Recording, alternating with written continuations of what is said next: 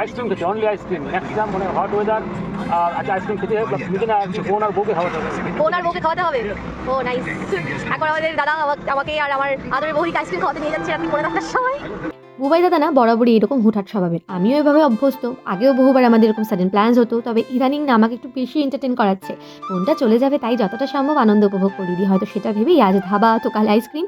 যাই হোক, আইসক্রিম কিন্তু নিজে খাইনি, এরপর আমাদের খাইয়ে বললো চল ফ্লাইওভার যাই। আর এরম রাতে ফ্লাইওভারটা দেখার সুযোগ লোক কোনোটাই না ছাড়তে পেরে আমিও তালে দিলাম তার। ওখানে গিয়ে দাদার আবদারে পরম সুন্দরী গানও শোনাতে হলো। এরপর ফেরার পথের ঘটনা শোনো। বুবাই দাদার একটা অভ্যাস আছে, গাড়ি চালাতে চালাতে বিকট আওয়াজে গান শোনা, আর গান না শেষ অবধি গাড়িও থামাবে না। ব্যাস ওই দিনের গল্পটাও সেম। এই যে দেখো দেখো, আমার বাড়ির গলিতে না ঢুকে সোজা চললো, জিপির ওদিকটায় ঘুরিয়ে গান শেষে তবেই গাড়ি থামলো। কাণ্ডও করে কিছু সত্যি। পরদিন সকাল থেকে চলো বৃষ্টি, তবে এই বৃষ্টি মাথায় নিয়ে আমরা কোথায় গেছিলাম সেদিন সেটা পরের ব্লগে বলছি। ততদিন সবাই ভালো থেকো, সুস্থ থেকো, টাটা।